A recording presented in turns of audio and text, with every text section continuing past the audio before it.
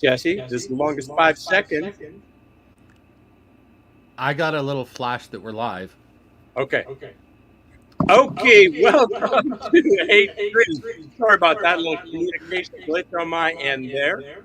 I am Allan Friesen, the acapellas, and with me is Brother Scott Sweetman. How you doing tonight, Brother Scott? I'm really happy to see you. You're looking good. You're looking happy as usual. I Thank love that our show almost always starts with you and I laughing. I Yeah, was that's a looking. good thing. That's a good thing. Tonight, I think this is where are we getting the echo back from? Anyways, are you hearing that? No, No, I'm not. Is it coming from my end? I don't think so. I don't know. Oh, there it went away. It's okay. I don't Is hear that it better? anymore. Yeah, perfect. Okay, so tonight, Scott, you and I will have a little journey about my journey into Ayurvedic medicine. I have had so much fun learning this. Oh my goodness, it's been quite a venture. In the notes for the thing, the little prompt there, I put in about where I watched that movie. First of all, that movie, The Natural Law, it's called. Mhm. And in the movie The Natural Law, it was by a gentleman, a young East Indian man who achieved financial success early on in his 20s. And then he went on to, then his health started to suffer. And basically, he went to doctors and they were prescribing more and more powerful drugs. And he was just felt like he was dying, like when his early 30s kind of a thing. And he just couldn't kind of figure out what to do, and the medical system was not of much help to him in terms of assisting him. So then he turned to ancient wisdom through the Ayurvedic wisdom, and that, this is something that's been around for like 10,000 years, right? And then after that, I went and saw an Ayurvedic practitioner in Calgary, and she was lovely. Had a nice little chat with her, and we had an hour session, and she prescribed, wrote things out. She wrote it all just like longhand. I can barely read it. Like I think I understood 50% of it, but anyway, she's been so kind. I sent her like 3 emails to clarify, what did you mean with this here? And she said, oh, this is what I said to you. I said, oh, okay. So, and then I took a course on the commune. I have this learning platform called onecommune.org. It's by this Dr. Zach Bush, and there's just like tons and tons of courses. But I had this one course on Ayurvedic medicine, and it was by this. I'm going to just show you, present this screen here. Present share screen. Oh, what? No, that's not it. Hang on one second. I'm not on the right screen. Oh, yeah, I have to be there. Of course, I can't be there and share at the same time. Let's try that one more time. All right. Share screen. Bum, bum.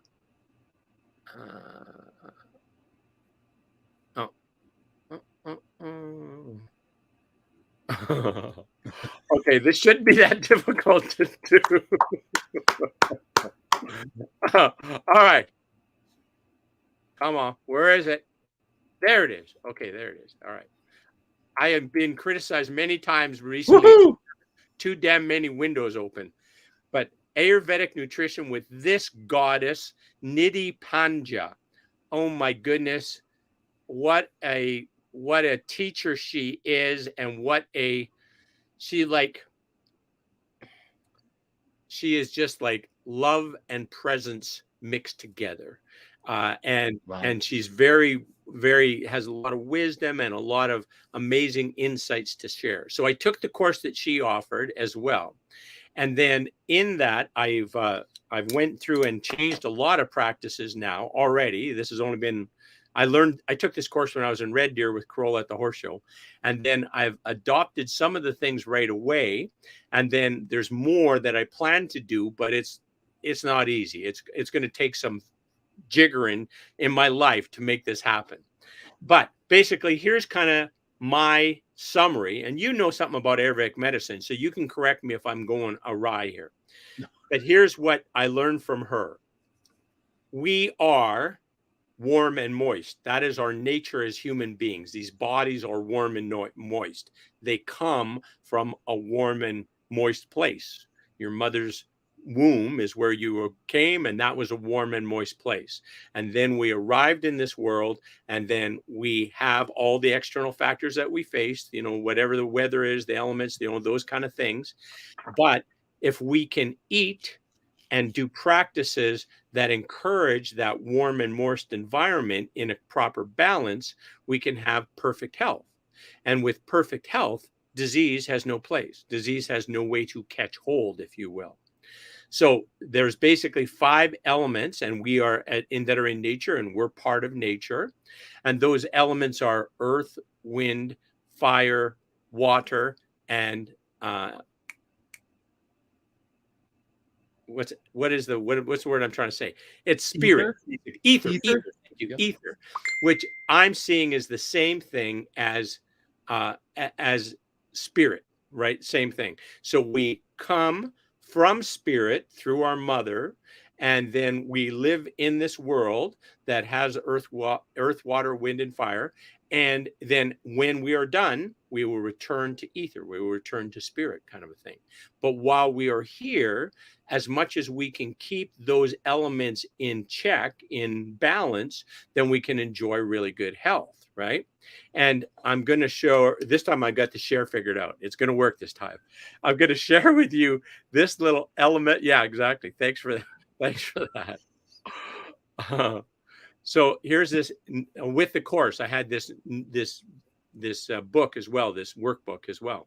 So here's what it says. Earth, the quality of earth, dense, heavy, has structure, has texture. What does it do? It builds tissue. It adds bulk. As a child, we need lots of earth in order for us to grow and develop and that kind of thing. So what's that mean? Lentils, nuts, dense grains, meats. Water, what's the quality? Fluid and moist. Makes malleable, softens, allows flow, cools. So what is that? Ghee, which she actually pronounces it key, coconut water, squash, honey, those kind of things are water. And then fire, what is the quality? Sharp, hot, penetrating. So its function is supports transformation and metabolism. And what are the examples? Ginger, long pepper, turmeric, and other spices. Wind, what is wind's quality? Light and dry. Lightens, dries out, can be gassy. And then what's their examples? Raw veggies, low fat foods, and popcorn. And so this is kind of where the foods and the elements, then you basically combine those foods in order to keep yourself in that warm, moist state kind of a thing at all times. If you have too much of them, then you have to eat the foods that will allow you to get back into balance, right? And when you're back into balance, you are healthy and you maintain good health. And like I said, disease has no place, right? She is a third generation Ayurvedic practitioner. And some of the things she says, like she's quoting stuff that's from Sanskrit from like 8,000 years ago, right? She comes up with these zingers, right? So one of the ones, this one here, this one really caught my attention. She had a quote, and it was from like 8,000 years ago. And she, of course, did it in the original language, and then she translated it. And what she said was, a man who stands when he eats, death is on his shoulder, or death is right behind him. I'm like, oh, I stand when I eat all the time. So I don't stand when I eat anymore. No. Yeah. She actually advises that when you eat, and this is a little harder to do than you'd think, you should sit cross-legged. Well, like most chairs, it's kind of hard to sit cross-legged on most chairs, right? So actually what I do now, I have a little pillow that I keep in the kitchen, and I put it on the floor, and I go sit cross-legged on the floor when I'm eating, right? And then further, when I'm eating, like to be very, what would you call it? Reverential about your food, right? That you hold it, you smell it, you bless it. You put the intention that this food is going to nourish my body. This food is going to restore my health or give me good health. This food, how important it is that you're consuming it. And food and beverages, it's not just food. So that's what you do. So I've been doing that as of late.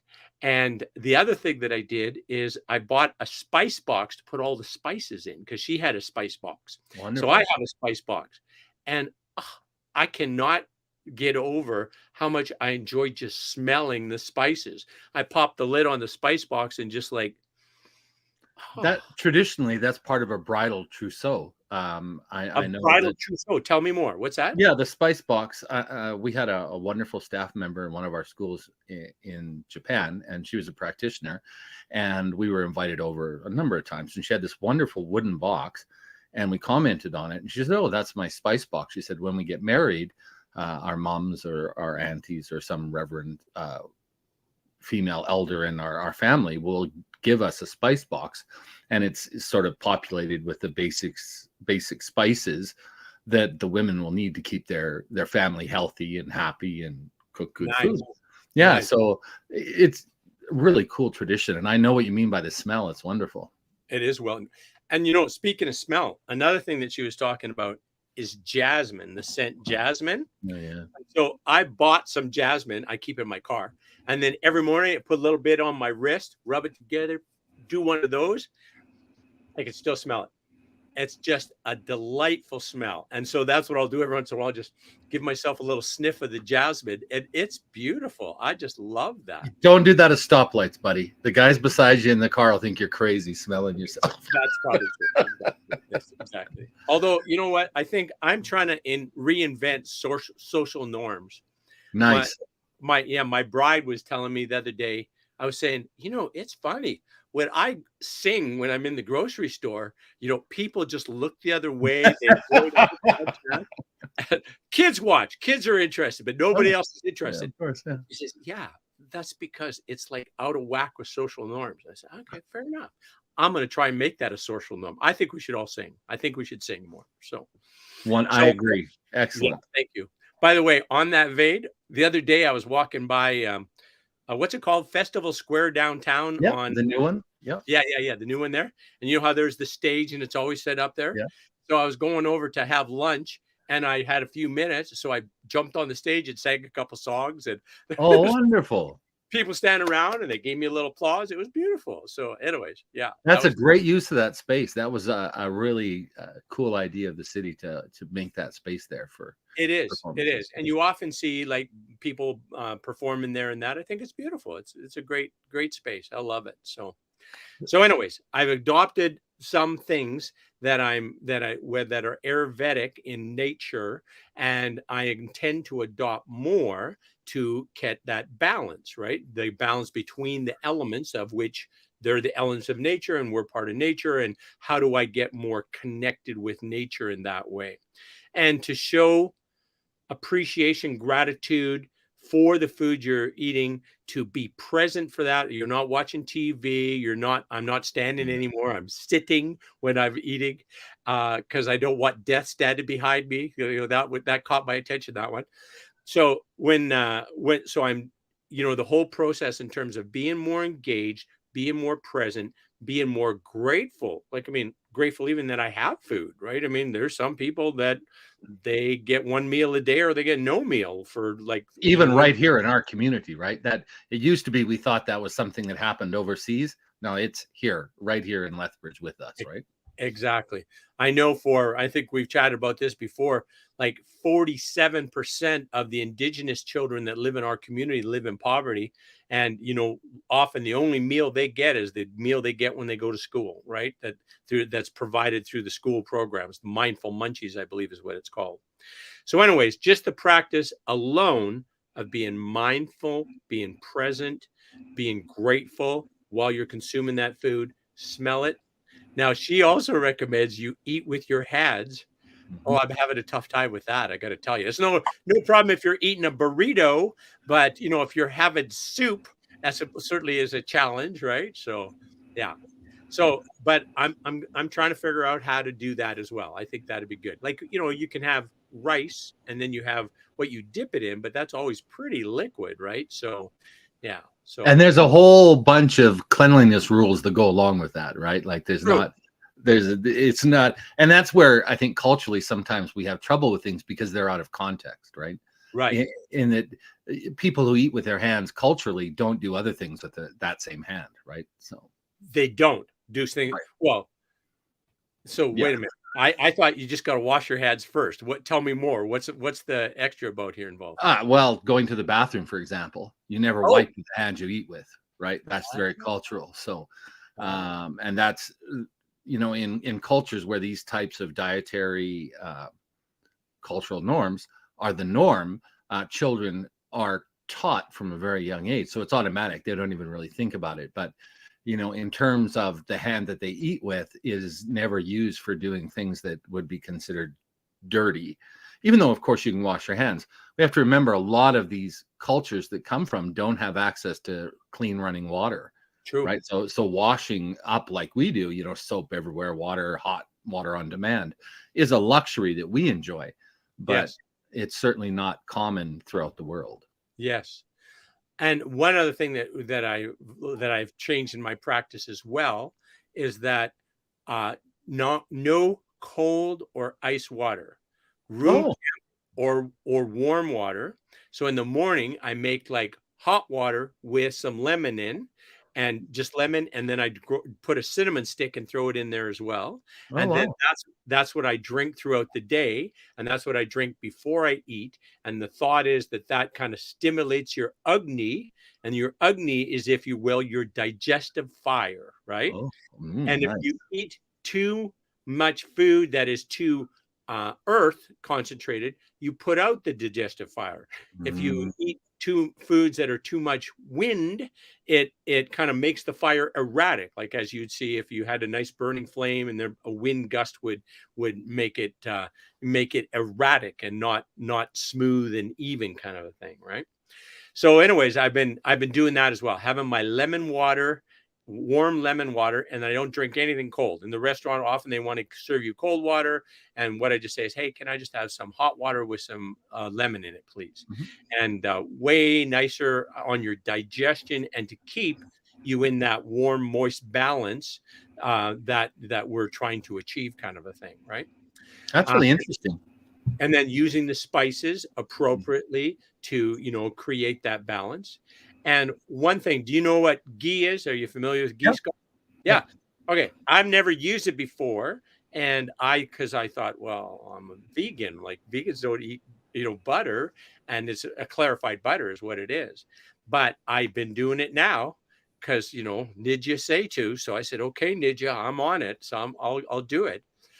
So, anyways, what I do in my coffee, and this, you've seen all the things on the internet about um, coffees where you put butter. You buy the coffee that has the blah blah blah. Yeah, I think Mongols put rancid butter in their tea and coffee. Rancid. Yeah, and that's tradition. Apparently, it tastes wonderful. Oh, interesting. Yeah. So, on a similar sense, then now I've been using ghee. So I've been only having 1 cup of coffee in the morning now. So 1 cup of coffee, a little bit of ghee in it, and some cardamom. So that's the spice that I add to that. And the idea is that otherwise coffee is too hot, and that puts you out of balance. But if you have a little bit of ghee with it, or key, she pronounces it key actually, key and cardamom with it, then that moderates that Mm. and then makes it more palatable, makes it more acceptable for your body to function at its optimum, right? So I've been doing that, and oh my goodness, I thought this was a crazy idea, but I'm in. She talks about sesame oil Mhm. being such a that you put it topically, sesame oil that Well, you use on your body. And so I've been using sesame oil, and every night I tell my bride Corolla, let me give you a foot rub with sesame oil, which I do, and that's a pleasant thing, pleasant for both of she's a us. hard-working person, so probably any care is appreciated. She works hard. Exactly. Exactly. And obviously it moisturizes your externally your feet as well. But they even talk about putting that on your joints. So I will put it if, I encourage her and I use it on my knees and my shoulders and that kind of thing, this sesame oil. And I bought a bottle of sesame oil. I've been using it now for like a week and I've used like this much out of the bottle. It's like seems to go forever, right? Mhm. And the whole applying it in the evening on your feet and rubbing it in kind of a thing, I know it's helped my sleep. Like my sleep is better because of it, and my energy seems better as well, and my mood seems better. So, anyways, and it's sesame oil. I think the thing's like it was $3 for a bottle like this kind of thing, and yeah, You had mentioned joints, Al. Have you ever heard of an organization called the National Center for Complementary and Integrative Health? I have not. They're Tell me more. they're from the UK, yeah, and they put out a lot of interesting. They're very open to what they call complementary medicine, so they're very careful never to say that Western style medicine is wrong. Just that there's lots of traditional medicines that can be a complementary or not necessarily an alternative. They use the word integrative. So I like their philosophy. They're saying, like go to your doctor, get your meds, get your surgery, but also look into other traditions, other types of healing that could be complementary or be integrated into that program. So Yes. they're science-based. They fund some research. They're very interesting. And I looked up Vedic medicine and their sort of take on it, and they had some interesting quotes. Of course, the first thing they do is they say, look, there's no proof that this is a cure to anything. And they always say that because it's very rigorous in law in different countries about what, in Canada, we're fighting over what can be approved right now. There's an issue with Ozempic, right? Right. A shortage for diabetes and the treatment of all sorts of things. And there are all alternatives, but none of them are approved yet. So an Ozempic isn't approved for weight loss, although that's used for that and a lot of other things. So they're careful. But then it goes on to say in the study that there have been studies of Vedic treatments. I always worry I pronounce it wrong because if you look at the spelling, it looks like it should be pronounced far more difficultly than that. But anyway, studies that let's pause there. I pronounce it Ayurvedic. Isn't that the way to pronounce it? Ayurvedic? Well, it's Ayurvedic. Yes. So Ayurvedic is how sounds in my head. But you know more than I do. I bow to your experience.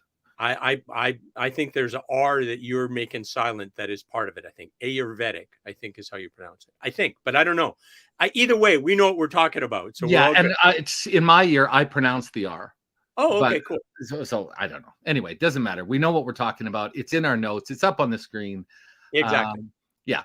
Anyway, and so there were clinical tests. 2013, a clinical trial compared to Ayurvedic formulations of plant extracts against the natural product glucosamine sulfate, yes. right? Yes. And then the drug celecoxib,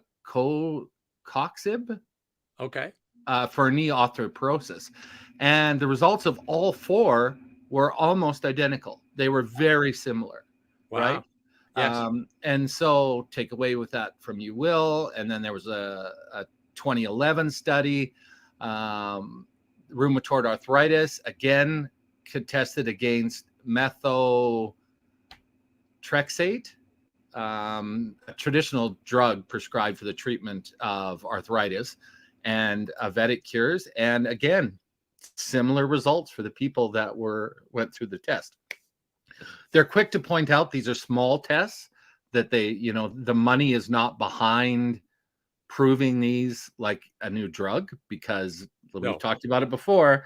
If it doesn't pay, it doesn't play, right? So there's just not. But in the smaller tests that organizations can handle, it's pretty positive that certainly there's no reason to dismiss it out of hand, right? There is a warning that some products ordered over the internet that are sold as Ayurvedic medicines have high levels of mercury and some with arsenic. So there is a warning to be like, if you're seeing a practitioner, that's legit, you're pretty safe. It's like I wouldn't order my blood pressure meds from, drugsrus.com / Korea or North Korea. So discount drugs, get it here. yeah, kind of thing. But my point is that when you go digging into it, it comes out of a religious tradition, which some people will get nervous about that. But as you said, this has been an established tradition. And I found documents dating back to like the 2nd century BC, so like you say, a really long time. And a lot of the tradition was oral, passed on. So in the tradition, it comes from Brahma, from the god, to disciples, and then it's been studied and passed on. So some people get a little iffy because it's associated with religion or Hinduism, but it's been practiced as a medicine, as a discipline for centuries, separate from the religious. I won't say separate, that's difficult.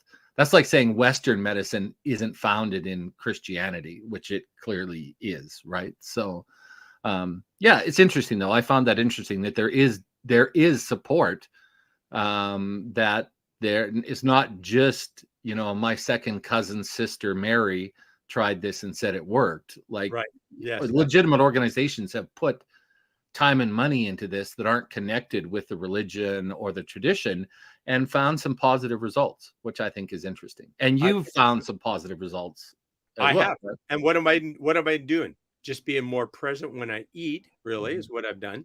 Adding a little bit of spice that I wasn't using before, that I'm using now, a little bit of ghee, that kind of thing, or ghee, and I felt like I feel better for that practice. Now, is it a placebo effect that I'm occurring? Maybe, but there's absolutely no downside to it, right? If I was to take a drug, like if I had rheumatoid arthritis and I take a drug, that drug's going to have a paragraph of side effects. Could do this and this and this and this. Pages of side effects. Exactly. Yeah. Whereas if I took a little bit of spice, there's not going to be a side effect unless I take like huge doses or something goofy. But it's, to take a naturally occurring substance that grows and to add that into your diet a little bit, and just to see what the impacts are. Oh, yeah. Speaking of that, I got to tell you this.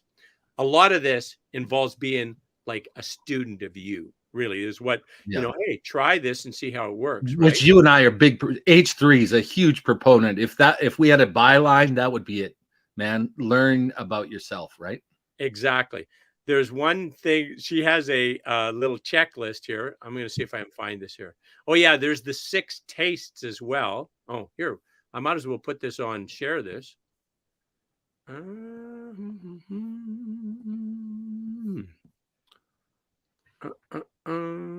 is it? No, not that one. This one. There we go.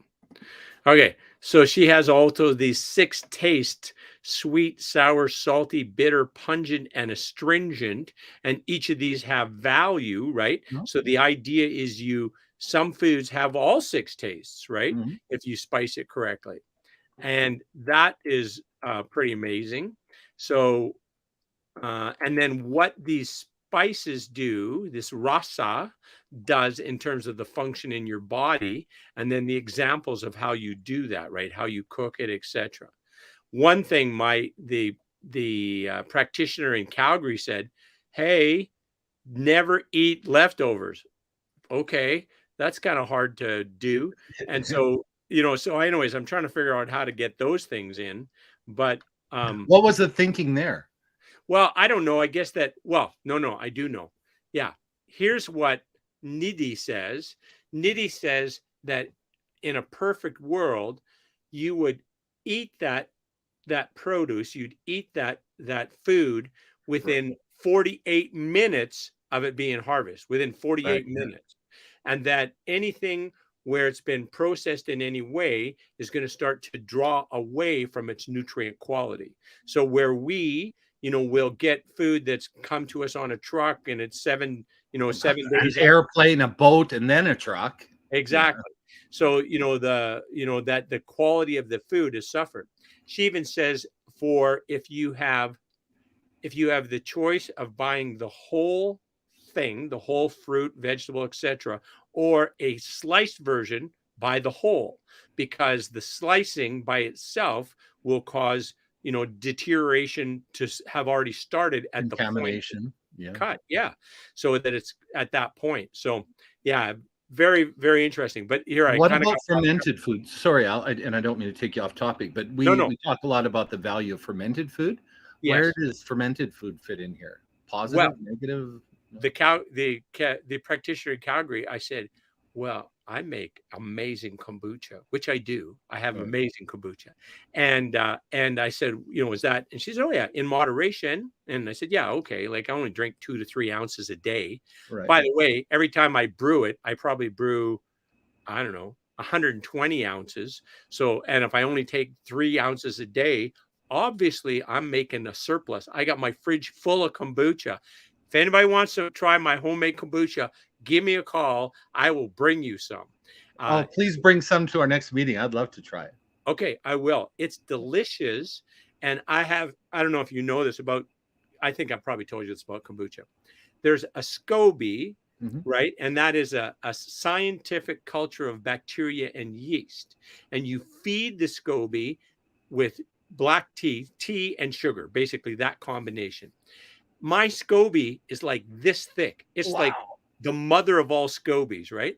And it just produces this amazing kombucha. It doesn't seem to matter how I mix it to put the ingredients in. It doesn't seem to matter when I draw it off, right? It's always tastes great. It always tastes different. It's like a different taste every time. But anyways, I will bring some kombucha to our next meeting. So you've got a great SCOBY, is what you're telling us. Oh, I got the mother of all SCOBYs. It's whoo. But you can spawn SCOBY, right? Like you can take a piece of that and somebody can then turn that into it. Is that right? Yes, exactly. How it works is that I would give you a SCOBY and a little bit of the fluid, right? And then you would add your mixture of tea and sugar, and then it would produce and it would grow, and away you'd go. And for a while, though, it was making like an extra SCOBY by itself. Now it doesn't. It just gets thicker and more robust. So I got a special SCOBY happening, I'll tell you that. Okay, but here's the part that I kind of lost track of that I wanted to get to.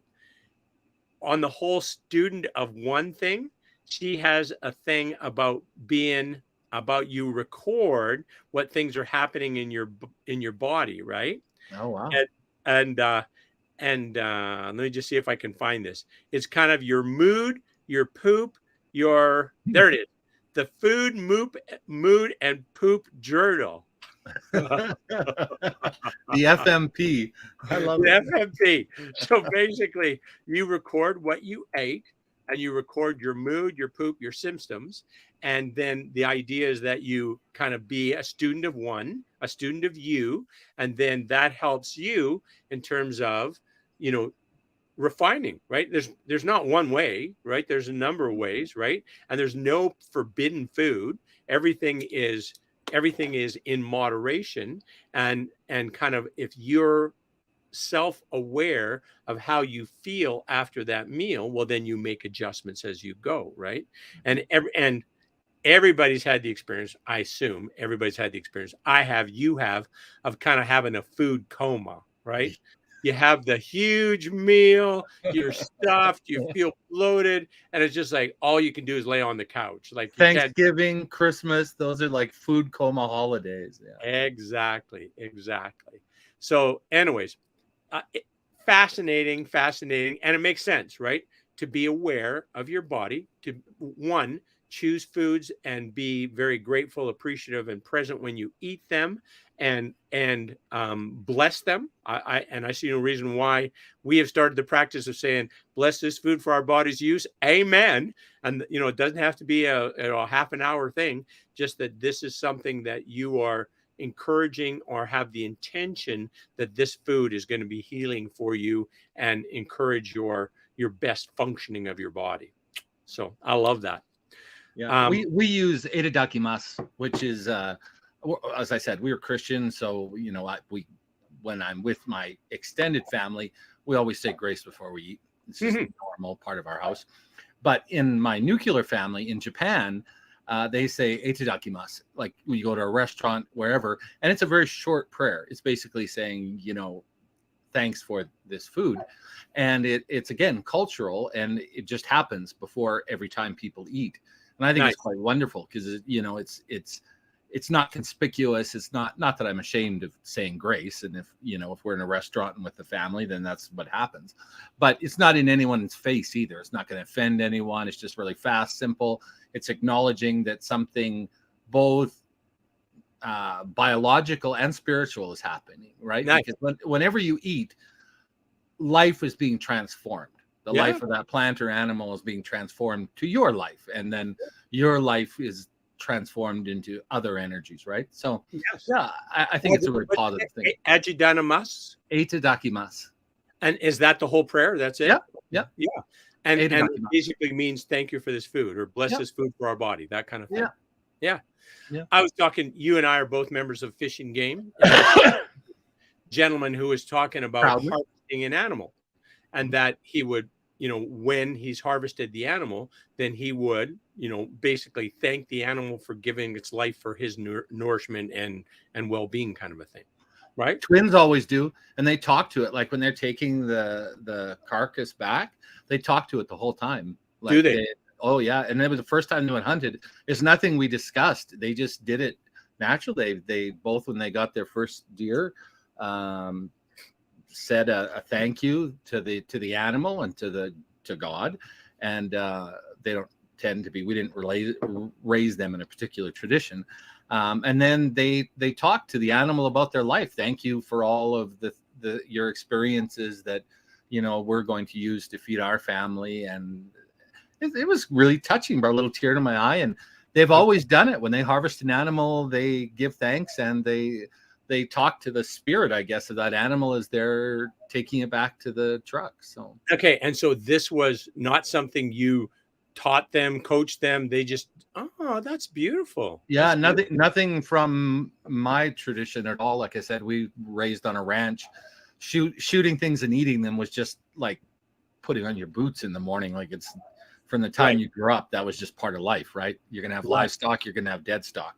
And so I never really thought about talking to it about them because they were born in Japan and raised there. So we did go to temples, when someone passed away or something like that. But yeah, never. They will ask questions sometimes, and I'll explain it to them, of course, because I think it's good. But yeah, completely organic, nothing we talked about at all. They just spontaneously both did it, and the conversation back is quite wonderful to just quietly listen to. And they're just chatting with the spirit, I guess. I don't know. I've never really quizzed them about it because I don't want them to stop. wow. I credit good parenting right there. That's what I got. Or just lack of bad parenting. Nice. I don't know. But yeah, I think that's a tradition, and you were talking about giving thanks for food. Yes. When I came back and, was dealing with all the issues and stuff, to get into the bariatric clinic in Edmonton, you had to go through these basic nutritional courses or whatever. Like there was a bunch of hurdles you had to jump through, right? Before the doctors would see you. And so one of the courses was talking about how we have a culture of we stuff our faces without even thinking. We're watching TV, we're working, and we're just like hammering back the calories. We could be eating anything, like the wrapper on the meal, and not even realize that we just ate paper because we don't even think about what we're putting on our mouth. Yes, very well said. It becomes a habit, especially when you're like watching TV, sitting on the couch or something. You just keep putting stuff in your mouth and not considering it, not being mindful while you're eating, right? And they were saying that this was one of the big causes that leads to obesity in children, is that people don't sit at the table anymore. Yes. People, they don't sit around and the purpose is consuming that food. Everyone just eats with the TV on, and everyone watches their favorite show together, or not even together. Sometimes the kids just grab their plate and go down to their room and play games or do whatever. Or everybody, if they are at the same table, everybody's looking at a screen while they're eating, right? Yeah. And it said that habit alone, and I thought it was interesting when you're talking about how your practitioner in Calgary was saying, be mindful of every bite and everything you take, because the science in that I experienced in Calgary was exactly the same, that one of the fundamental problems with our obesity is that we don't even think about what we're eating. We just, as long as it hits those bells, sugar, salt, you know what I mean? Yep. If it gives us a pleasant feeling, releases serotonin, we'll just keep hammering that in and watching our TV show. Yes. And actually, speaking of that, it's like you queued this up for me, Scott. Thank you so much. See, everything is moderation is good, right? From what you consume, but how you consume it. So it says, don't eat very cold foods. Don't eat very hot foods. Don't eat in a hurry. Eat very, very slowly. Yeah. Don't eat while you're standing up. I was guilty of that. Don't eat while walking. I was guilty of that. Don't eat while emotionally upset. And then don't eat while watching an emotionally disturbing movie or TV, right? That all of those would draw away from proper digestion and to having that food be helpful and helpful in your bodies, right? So, yeah. They always say never go shopping for groceries when you're hungry, because Yes. you'll always overbuy, and you'll buy, apparently through actual studies, you'll buy things less healthy if you're hungry, because your body is trying to tell you that it wants a quick fix, right? So, Yes. extra cookies, extra biscuits, extra, Yes. carbs, sugars, etc. So a lot of this, I've heard this, I don't know how many times, that disease is really your body telling you to pay attention, that something isn't right, right? That, and then so the smaller the smaller the symptoms are, the quicker that you could get on it and make the adjustment that allows you to enjoy good health. So they have this thing called AMA, and AMA is toxic waste that your body can accumulate as a result of undigested food that sits and ferments in your channels. In the long term, these toxins can significantly affect the ecosystem of your body, give rise to inflammation, free radicals, autoimmune disorder, and other diseases. And so, how do you know you have AMA? Is you look if you have a thick coating on your tongue, if you have strong cravings for sugar, junk food, or fast foods, if you have foul breath or foul smelling sweat, foul smelling flatulence, foul smelling stools, gray, lackluster skin, brain fog, skin tissues, sluggish feeling, jolted by loud sounds, frequent foul smelling burps, and unrestful, disturbed sleep. And so the thought process is, if you have this, if your digestive fire is where it should be, you can eat almost anything. And your digestive fire is like, will start to wane in like later afternoon. So your biggest meal should be at lunch, is midday. Your biggest meal should be there when your digestive fire is at its peak. So you should consume most of your calories then, and most of your food that it contains calories then. And then in the evening, something way lighter kind of a thing, right? And then I know from fasting, I fast pretty regularly, and I know from fasting, I sleep way better when I'm fasted. Like, I just have really, really good restful sleeps. And it makes sense. Your body's not all consumed with digesting that food, so it can just like restore, relax, and then you have great sleep. So, yeah. That's great advice. How often do you fast, Al? Yeah, so normally I fast the first Sunday of every month. So from Saturday night, so let's say I have my last meal on Saturday at 7 p.m., then I won't eat until, like, let's say 9 a.m. on Monday. So I haven't done the math on that, like 38 hours or whatever that is. So then I fast. And then during that period of time, I would just usually have just water or tea is basically all I have. And there's a whole thing on using fasting to heal. And it's like people who have like terminal cancer, and they go to get a supervised fast, and then they have this fast, and it's like 20 days, 30 days, right? Wow. Yeah. And then at the end of that, no more cancer. It's all gone. right? Yeah. But I find just the monthly fast is enough to kind of, well, I think I've shared this theory with you before. I think we should fast or take a break, if you will, from everything that we do and everything that we consume. And then when we restart that food intake kind of thing, using food as the example, when we restart taking the food, then we've kind of reset our appetite and we'll find kind of what things are valuable for us, and we'll choose better and we'll choose smaller quantities as well. Yeah. Yeah, I And think that's great advice. yeah, I'm going to try it. It's been what now? 10 days now. I haven't had any peanut butter, and I eat a schwack of peanut butter normally. You know, those Adam's natural peanut butter things? Yeah. Like I'll eat one of those like a week. Wow. Put it on like apples, put it on bread, and I just eat a schwack of it. So now for 10 days, I haven't had any peanut butter. And I think it has benefited me as well. I feel better because of that practice. So I think I'm going to stop eating peanut butter. What motivated you to stop the peanut butter? Well, one was they said don't eat peanut butter or don't eat peanuts. And a lot of it, I'm told, my bride tells me that lots of times with peanuts, they will have like mold in them kind of a thing. And they roast them. And then we don't know that it's got mold in it because it's roasted, right? So anyways, that was what kind of prompted me to try it, to not eat peanut butter.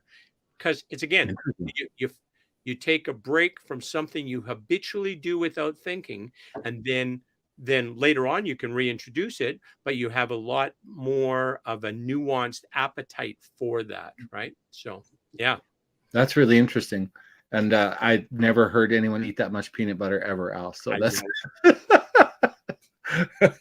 I do know that like regular commercial peanut butter is crazy high in fat and salt, and yes, like they add the Adam stuff is just peanuts, right? And so, so when you get it, it's separating. You got to stir it all up. It's kind of a pain, but you have to stir it all up in order to eat it. And then lots of times you don't get it stirred totally perfect. So at the bottom part of the jar, you got like peanut bricks in there, that kind of a thing, right? So if somebody wanted to start this, what would be the best way for them to start, do you think, Al? This course at the commune, oh my goodness, it's an amazing course. And the practitioner is an incredible practitioner. She's just like, I have myself I don't want to tell my wife this, but I love her. She's amazing. Yeah, this gal here, oh my goodness. So this course on the commune, I don't know what it takes to take or what it costs to take an individual course, but this Nidhi Pandya, she has a website, and she's out in New York City is where she is. And so you could just check her out, and you could subscribe to her mailing list, her email list, and she'll send you emails about what's going on. But yeah, here it says the granddaughter of an Ayurvedic healer and a spiritual master, Nidhi Pandya, third generation Ayurvedic practitioner. She helps clients and communities move towards happier, fuller lives through the guiding principles of Ayurveda. Where did you say she's located? New York. Oh, yeah. That's interesting. The picture, I don't think maybe that is New York behind her. I don't know. Yeah, I don't know.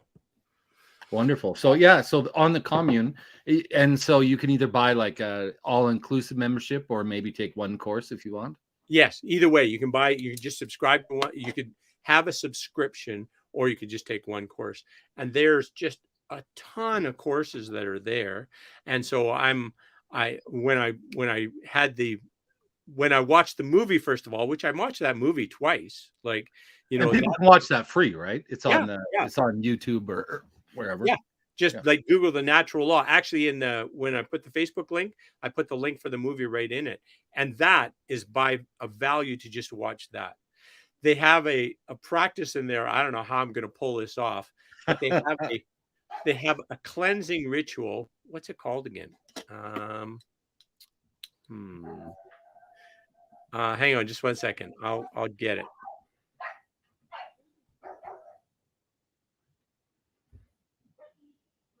Yeah, there it is here. So I had a practitioner, saw a practitioner at the Heal Well Ayurveda and Panchkarma clinic in Calgary.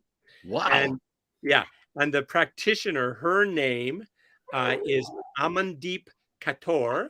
And with that, the point, what I went to go see her about specifically was to get this Panchkarma thing happening. And this Panchkarma, oh my goodness, in the movie, they go through it and they kind of show you a little bit of it. But basically, the thought is throughout time and through, this ama gets into your tissues and stores there. And then you can cleanse that from your tissues by having a massage with these special oils that they use. And then after they massaged you everywhere across your whole body, right, get you all lubed up with this oil, then they use this kind of like a poultice of herbs and such. I can't remember what's in it, but they use this poultice and then they rub that over your body that had the oil on it. And then that draws those toxins from your body, kind of a thing. Mm. And I've heard of some people say you have this Panchkarma and you it like dials back your biological age like 10 years. Wow. So, and you've had that done now? I haven't, because basically it's like a minimum of a 5-day process. Wow. Yeah, I know. So it's like, when do I have time to like go to Calgary for 5 days and get lubed up by?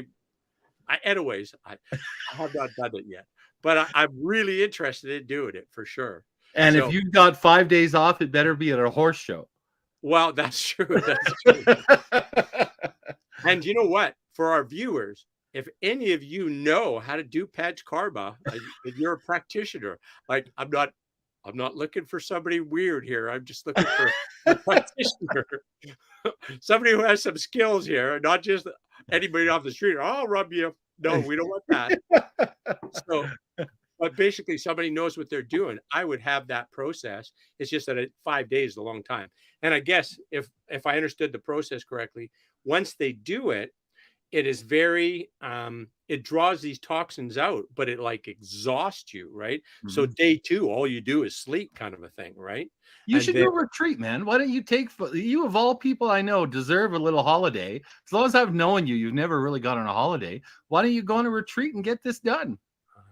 I think that's good advice. That's good advice. No, really, seriously. As long as I've known you for over 10 years. I've never known you to actually take a break. So this would be a great.